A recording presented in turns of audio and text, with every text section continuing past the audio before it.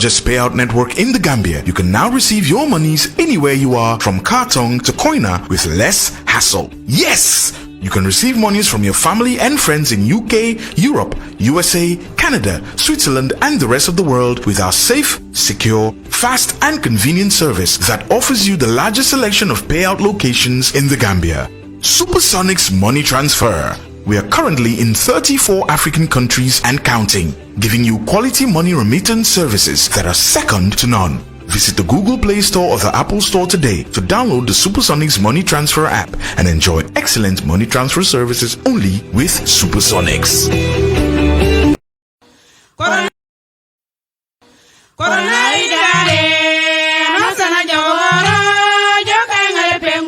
Mante iworni kan anyilati mo fam pour mi nga pikireti coronavirus. Wafuyi sentimati uwaranu kan anyilati mo fam bungol nga pikireti coronavirus. Pikireti coronavirus kankan wanu majje anu sana majje ndubo ba simisone unyen disigaba wonu pour munu jo nga pikireti coronavirus. Anu sana jogoro yo kengare bengo. Ko pour mbeja ngare pikireti coronavirus. Fangu chengi wankone national identity card wonu pour munu jo nga ma pikireti coronavirus kantu mati wonu yusen kayit kasi kayisen mati aw anyilati mo fam mu ngoldu ba kayit pikireti coronavirus.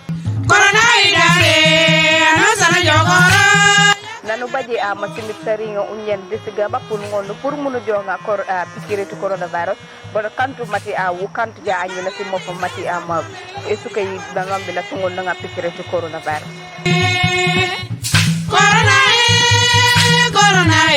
Coronavirus mutabala le patio mukenya yo kangare pengo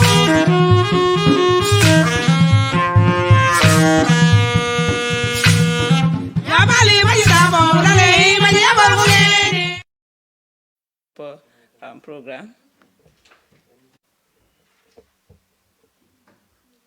All right, once again, good morning everyone.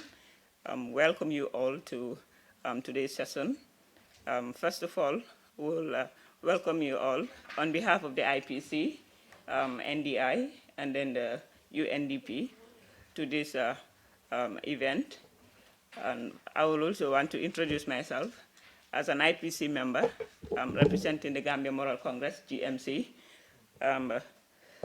We must say we have to apologize for starting the program late. Unfortunately, there are some circumstances beyond our control that this event is starting late. But then we have to thank the media for coming, and also to thank the partners, as I said earlier on. The essence of this program is to make sure that the IPC give a press briefing to the media on the activities and the events that have been happening in the IPC with regards to the electoral process.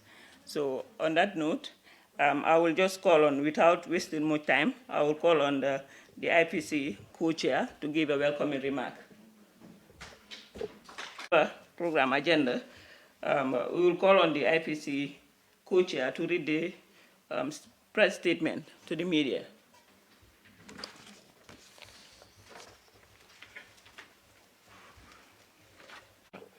Let me seize the opportunity on behalf of the Inter-Party Committee and on behalf of the co-chair, on behalf of the entire membership of the IPC, again, with the blessings from the respective party leaders, we wish to appreciate your attendance to this important engagement today. We equally want to thank and salute the efforts of the UNDP, NDI, and all other partners who have been accompanying us through the process. We again appreciate the fact that we have the media houses always in our midst to help in disseminating the work of the IPC. We applaud you and we thank you once again for coming to this very important press briefing. In the IPC's quest for political parties, candidates and supporters to adhere, sorry, can you please come and help me again? Where is he? The mic is for political parties, their candidates and supporters to adhere to the highest standards of electioneering and promote violence-free election campaigns in the run-up to the December 4th presidential election. the IPC has committed the leadership of the 18 registered political parties to sign a peace pledge, dubbed the Janjanbureh Peace Accord, which was developed during the third IPC quarterly breakfast meeting on September 25th and revalidated at the fourth IPC quarterly breakfast meeting on October 26th, with technical support from its development partners, especially the UNDP, NDI, RCO, OHCR, that is Office of the High Commissioner on Human Rights, AU, and ECOWAS. The Peace Pledge signing ceremony were officially witnessed by the Independent Electoral Commission, IEC. The IPC is glad to inform all Gambians and other electoral stakeholders that as of today, all the leaders of the 18 registered political parties have now signed the Peace Pledge, including the President of the Republic, His Excellency Adama Barrow. As soon as the ongoing nomination process is concluded by the IEC and candidates for presidential election emerge, all nominated independent candidates will be requested to subscribe to the Peace Pledge as well. The IPC was established by political parties as a forum for dialogue and cooperation to promote adherence to its MOU and Code of Conduct, promote national reconciliation, and ensure consensus building amongst political parties on contested political and electoral issues.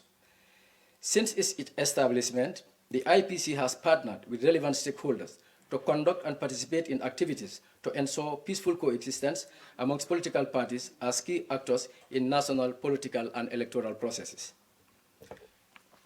The IPC, with support from its partners, is currently implementing a series of programs and interventions to promote transparent, credible, and peaceful electoral process before, during, and after the upcoming presidential, legislative, and local government elections. Already, the IPC has inaugurated youth and women branches as part of its efforts to ensure inclusive participation and representation of women and youth at the IPC and party levels. As of recent, the IPC and its partners organized a high-level national stakeholders forum where political leaders in the Gambia committed in the presence of national and international stakeholders to support peaceful and credible elections in the Gambia, with special emphasis on the need to avoid hate speech before, on, and after election day. To enhance IPC's capacity to effectively monitor and enforce the implementation of its MOU and Code of Conduct, the IPC recently received capacity building from NDI, UNDP, and ECOWAS on mediation and communications, and has developed tools such as a Code of Conduct complaint form, toll lines, through which the IPC may receive complaints from any member of the public against the conduct of IPC members, party leaders, and their supporters concerning any breach or breaches of the IPC MOU and Code of Conduct, and the IEC Code of Election Campaign Ethics. In addition, the IPC has established a mediation committee comprising representatives of all 18 political parties in the Gambia, with a mandate to receive complaints on behalf of the IPC and propose measures to reconcile aggrieved members.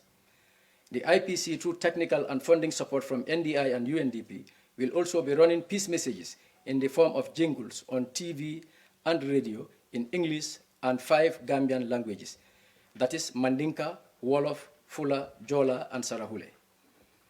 Peace messages will be aired at the commencement of party campaigns through the election. In addition, the IPC has concluded plans to embark on regional sensitization of Gambians on the provision of the IPC MOU, Code of Conduct, and the Peace Pledge before the commencement of campaigns through support from UNOWAS, UNDP, and NDI.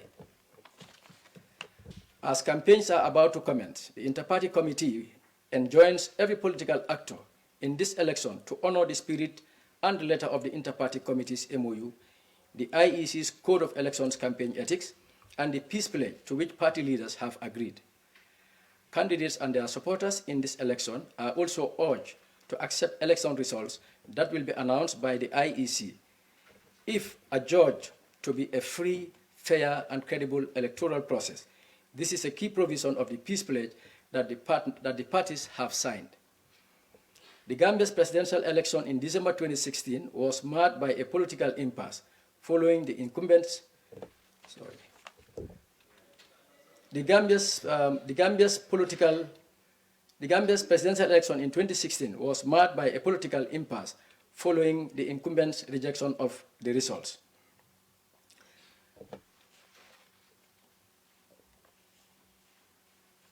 Drawing lessons from the 2016 presidential election, the IPC doubled its efforts this time around to steer political actors away from actions that could heighten tensions or undermine the electoral process going into the December 4, 2021 presidential poll. If any member of the public has a complaint about a political party, presidential candidate, or a supporter violating the IPC or IEC Code of Conduct or the Peace Pledge, they should refer such complaints to the IPC via any of the following channels for action. 1. Call or send an SMS to the IPC via the following line, 21-999-39. File a complaint to the IPC through the IPC's Code of Conduct complaint form, which is available at IPC's office and its social media platforms, that is Twitter and Facebook accounts, to be activated before the commencement of the campaigns. 3. Send a letter to the IPC at its headquarters in Bijilo, addressed to the co-chairs. The IPC therefore calls on candidates and political parties to join hands with the IPC, the IEC, and other relevant stakeholders to safeguard our hard-earned democracy by embracing the progressive options of dialogue, political tolerance, and peace before, during, and after election. Finally, the IPC is of the firm belief that the cohesive existence of the country and the overall national interest should supersede personal or partisan consideration at all times. The December 4th presidential election, therefore, presents another great opportunity for all Gambians and friends of the Gambia to build on the country's democratic gains. Long live IPC the Gambia, and long live the Republic of the Gambia. Thank you. Very much, Mr. Co-Chair, for giving that wonderful press statement. We've all had some of the progresses that the IPC have done over the years. From his statement, we have realized that the IPC have inaugurated the WUBIC and the UBIC branch. And also, the purpose of this event is to promote national reconciliation. And then we've also had him saying, after the nomination, the presidential candidate will all subscribe to the Peace Pledge. And then he also made mention that the National Stakeholders Forum was purposely conducted to promote peace within the political actors. And also IPC and IEC Code of Conduct, whenever a presidential candidate or a supporter to any political party violates any of this Code of Conduct, they have the opportunity to lodge a complaint to either the IPC, or there is going to be a checklist that will be disseminated where people can lodge their complaint. So all these are progresses that are done by the IPC. And then also he made mention that there is a peace messaging and jingle that has been developed by the IPC and the partners, which is going to be played during or before the election. And then he also made mention that if any candidates, like I said earlier on, violate any of this code of conduct, there is a free a line that will be given to the public for people to make calls and give their reports on issues that are happening. And then the most important thing is this whole event, or the purpose of IPC, is to make sure that political parties, candidates, tolerate one another in terms of any political activity that is happening in the country, because we've all seen in 2016 what have happened. So in order to avoid such scenario or such situation, the IPC have to take its stance to make sure that we've made all the necessary arrangements to avoid violence during, after, and then before the election.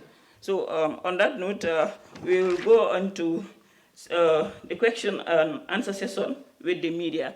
we'll allow questions from the media houses, then that will be answered by the co-chair.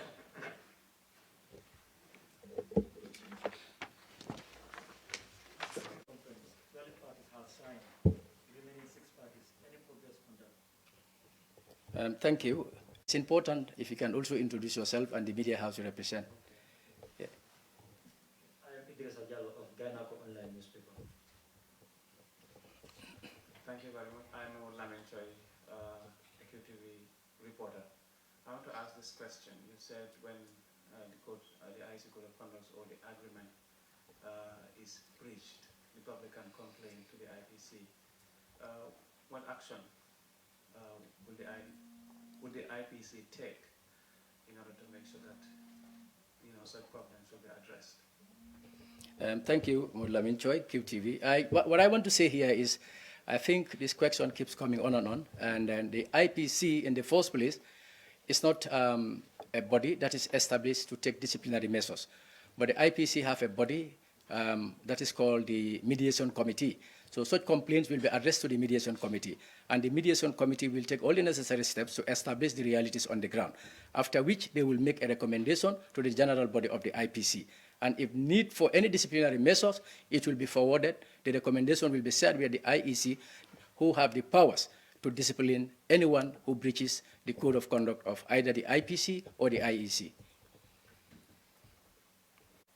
After the signing of the Denjambre Peace Accord, we were promised that the other party leaders will sign and it will be a public gathering. So I just want to know what changed that situation. Can I ask another question? Actually, nothing changed the situation, Yankuba, because what happened was at Janjangbure, we had all the political parties attend the breakfast meeting, but only 5 leaders were there in their capacity as party leaders. After which we had the National Stakeholders Forum on the 26th that raised the number to 12 parties signing, and then we were left with 6. The unfortunate part of it, our target was to get the leaders sign the document prior to the nomination. And the remaining 6, the only way we can get them signed is to follow them up to their respective locations, be it in their offices or their political bureaus, because the intent was to get them append their signatures on the peace pledge. So if we if we were going to wait until we have another public gathering, then it means it was going to be today, and the purpose would have been defeated. But the beauty is the 18 political party leaders have signed, and we ensure that anytime they are signing, we capture them on camera. So that's the beauty. On the further education, that is the Janjangbure Peace Accord, that you intensify and expand water education. And this has been signed by party leaders. So to popularize this amongst people, because most of these mistakes are done not by leaders, maybe by people who are close to them, people they give platforms to speak. So what are the mechanisms you put in place to ensure that this is observed not only by the party leaders, because party leaders sign on behalf of their people. So what mechanisms do we put in place to ensure that this is translated to the members, the party supporters? That is the sensitization aspect. Thank you. It's like you've just answered what I was going to say. Because if I had followed the statement, I made mention that next we are going into the regional sensitization. And the regional sensitization, we have structured RSTs. We call them the regional sensitization teams. Every political party have a committee in all the regions. So whatever the IPC is doing, if need for us to trickle down to the last person in the country, we move next to the regional teams, share the knowledge with them, and they will also take it up upon themselves now to disseminate the information across the regions. So that is the approach. And the second one is, you may be aware that we have customized the Memorandum of Understanding, in which the Code of Conduct is embedded. The target is for that one also to be distributed among all the regional education offices, so that in every senior secondary school across the length and breadth of the country, they will have few copies of the MOU. Students that have reached the voting age will have the opportunity to read and understand what the leaders have agreed amongst themselves. So that's the approach we are taking. Any question from the media? And my question is... This is from where? From Carousel FM. Yes, what is IPC stance with regards to the recent tussle that happened between SFL and incumbent government, like President Adama?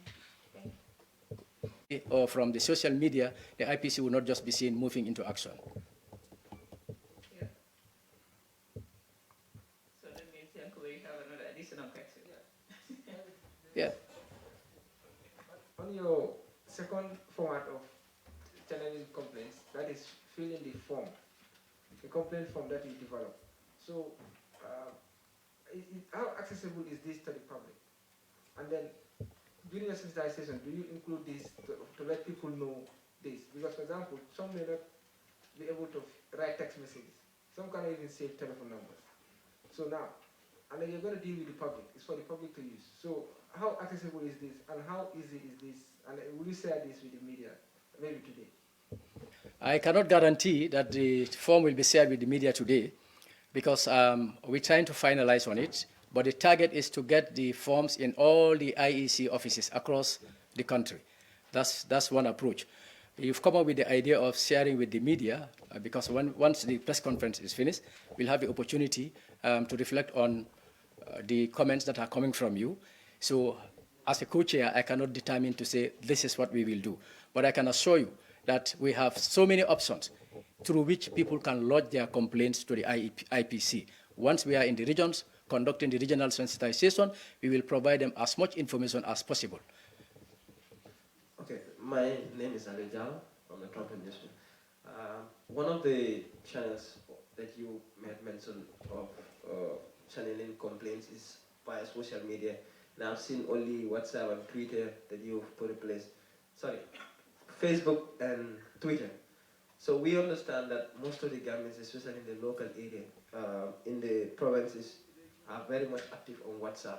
Is there any possibility of creating a WhatsApp group to channel your complaints? And again, how active would your Facebook page be in terms of disseminating your information?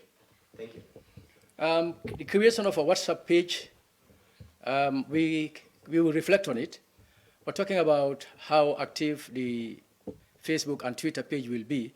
Once created, it will be as active as any other Facebook or Twitter page, because we will not go into creating a WhatsApp or Twitter, Facebook or Twitter page just for the sake of creating it. We want to create it, and once it is created, it will be very active, because we want to get as much information as possible.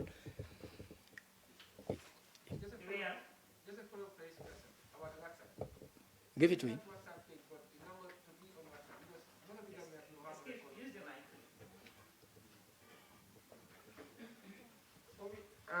Maybe creating a page may be a difficult thing, but that number that you share could be active on WhatsApp, that people can easily send in their voice note to explain the problem in detail. Some do not know how to write. Some may not know what to put for, but they may leave out some info. But when you are speaking on voice, you'll be able to speak comfortably at your convenience, and it will be accessible to you people. I think that idea also may help. Yeah, it's a brilliant suggestion, and as I said earlier on, we are taking note and we will reflect on the possibility of creating a WhatsApp page. And once it is going to be done, you will be informed of it. Again, it's going to be the toll number that we are going to maintain, or we are going to have a separate number. All that will be made known to you, because you play a crucial role in information dissemination. Okay, good morning. I'm Audrey from Paradise TV. You've made mention of political parties signing the peace pledge, saying that independent parties, or independent candidates rather, will sign after the nomination. Why did they inform prior to the peace pledge being signed? Actually, during the National Stakeholders Forum, which was held on the 26th of last month, October, if you were here, you would have noticed that Marisok was in attendance. That tells you that the IPC have extended invitation to all the independent candidates whose contact at the time were known to us. And then it was only Marisok who appeared. Notwithstanding, we cannot bring them on board because we don't know who will qualify as an independent candidate. So that is why we said, upon confirmation by the IEC that XYZ have finally passed the test and they qualify to run for the presidency, we will officially write to them to share with them about the existence of a peace pledge. And then we are targeting, let me just stop at that. We will share with them about the existence of a peace pledge, and we will create a room where their signing ceremony will also be covered by the media houses and a host of other players when it comes to election matters. Okay, we understand that hate speech most of the times are made during political campaigns. What mechanism will the IPC take in trying to combat or tackling hate speech, especially among supporters of various political parties and party leaders? Thank you. Yeah, your name, oh no, he did introduce, it's okay. Well, the beauty is that if you look at the IPC, the membership is a representation of all the 18 registered political parties. And then we keep emphasizing that for people to take us for who we are, for people to respect us, we must first manifest what we call ourselves and what we encourage people to do. And the only way we can do that, we should be role models in terms of when we take political platforms, what kind of information do we disseminate?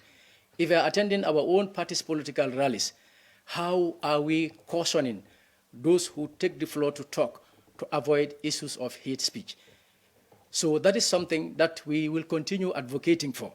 And again, that's the reason why we said it's important for us to share with the general public on, in an event it is happening somewhere else, how do we ensure that the IPC is brought to be informed about it, and what actions can the IPC take to address that issue? I know it's not going to be possible for us to say during the political rallies there will be nothing like hate speech, but we'll try in as much as possible to curtail it rather. It sounds funny when you say it's often seen to be slow in reacting. I cannot remember a situation where an issue was brought to the IPC and it was not addressed. And again, I want to emphasize, the IPC will not be seen into action from hearsay. Everything has to be officially addressed to the IPC. When that is done, you will see the IPC move into action. Okay, any other question? Star TV. Actually, my worry is, don't you think, confining the IEC's roles, or activities to only maybe, receiving complaints, and then, there are there that, you will react, upon them. Don't you think, this is, trying to more or less, curtail, your responsiveness, your efficiency, and then, probably, your functionality, because, I believe, you have a greater role to play than, probably, I'm sitting, in a one cozy place, and then, waiting for people, to come and, heap up, and complaints, on your tables.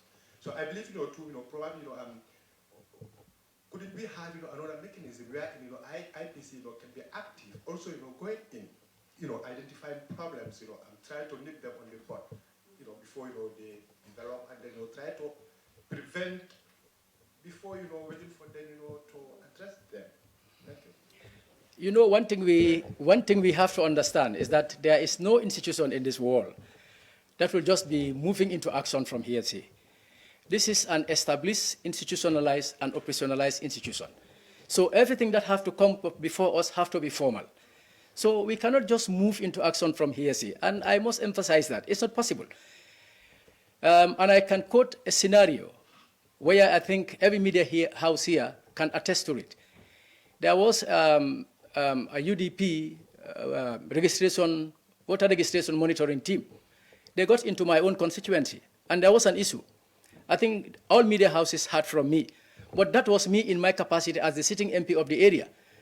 IPC moved into action when the formal complaint was sent.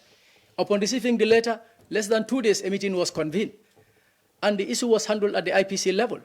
So we want to preserve and maintain our integrity. But if we want to be jumping into action from hearsay, I mean, we will just be going about, and the next time people will be making fun out of us. And you rightly mentioned that the IPC is a credible institution, and the hopes on us are very high, both nationally and internationally.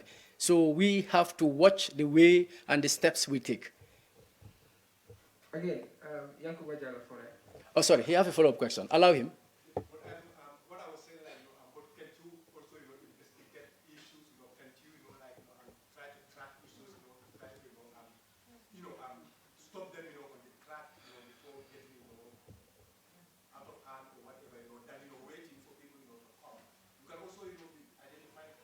Yeah, I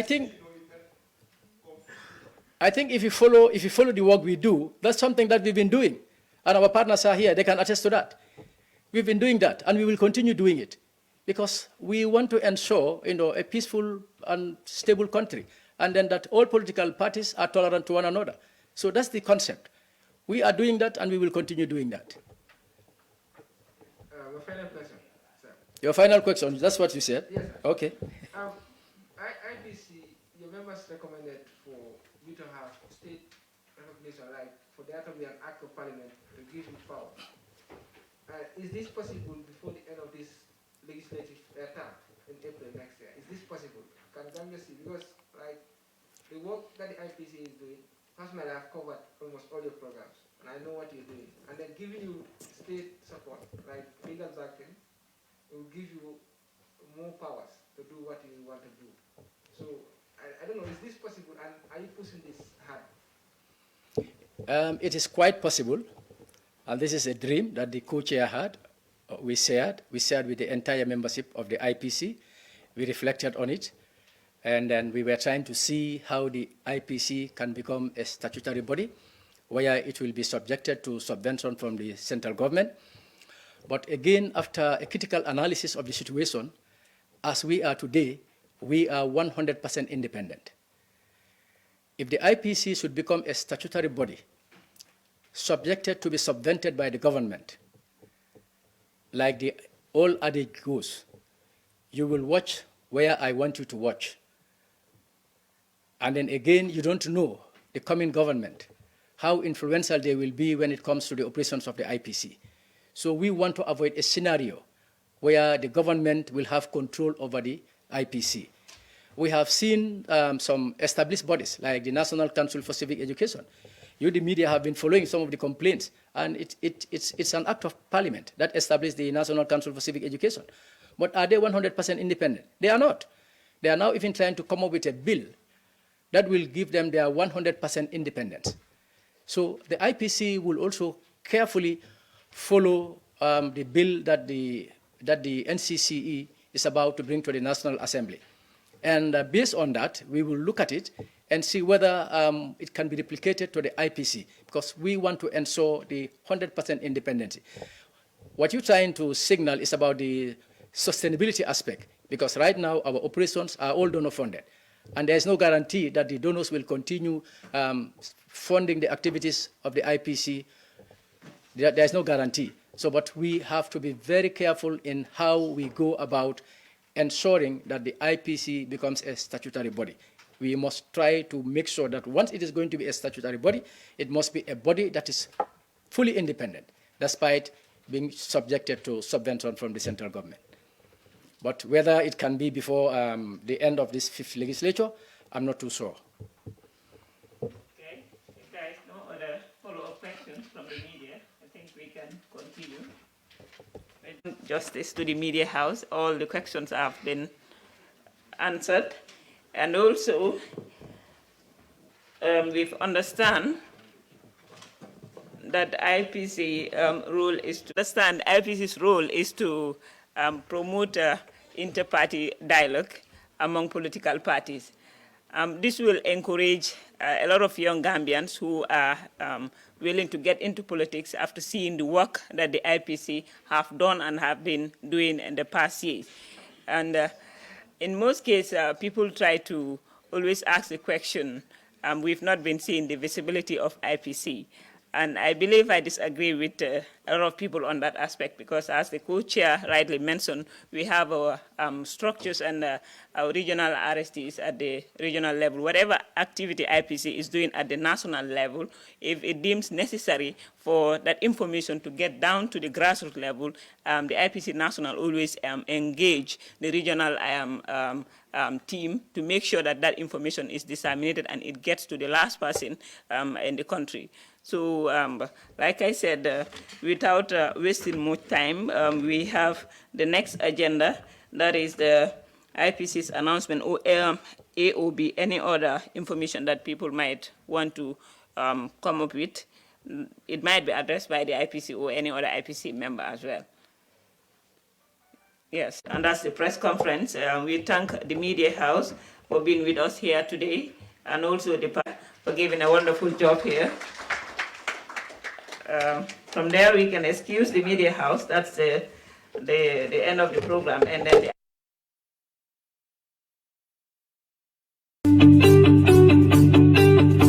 If you want to receive monies from UK, Europe, USA, Canada, Switzerland, and the rest of the world, Supersonics Money Transfer has got you covered. With the largest payout network in the Gambia, you can now receive your monies anywhere you are, from Kartong to Koina, with less hassle. Yes! You can receive monies from your family and friends in UK, Europe, USA, Canada, Switzerland, and the rest of the world with our safe, secure, fast, and convenient service that offers you the largest selection of payout locations in the Gambia. Supersonics Money Transfer. We are currently in 34 African countries and counting, giving you quality money remittance services that are second to none. Visit the Google Play Store or the Apple Store today to download the Supersonics Money Transfer app and enjoy excellent money transfer services only with Supersonics.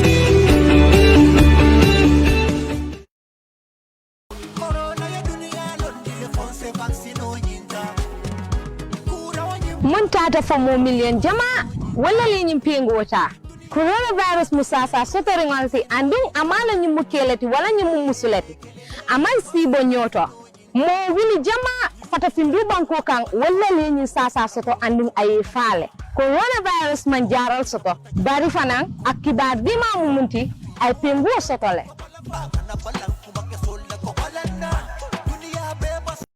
Corona idare masana jawara jokangale pengo Mante iworni kan anyilati mo fam pour minga pikireti coronavirus. Wafuyi sentimati uwaranu kan anyilati mo fam bungol nga pikireti coronavirus. Pikireti coronavirus kankan wanu manje anu sana manje ndugo ba simisone unyen disigaba wonu pour munu jonga pikireti coronavirus. Anu sana jawara jokangale pengo Yanku pour mbeja ngare pikireti coronavirus. Panguchengi wankone national identity card wonu pour munu jonga ama pikireti coronavirus kantu mati wonu yisen kayit kayit mati aw anyilati mo fam mungondu ba ama kayit pikireti coronavirus. Corona idare anu sana jawara nanu baje ama simitari ngo unyen disigaba pour munu jonga pikireti coronavirus bodo kantu mati wu kantu ja anyilati mo fam mati ama esukay dangambe la tungol nga pikireti coronavirus. Coronavirus, mutabala le patio, mutingayo.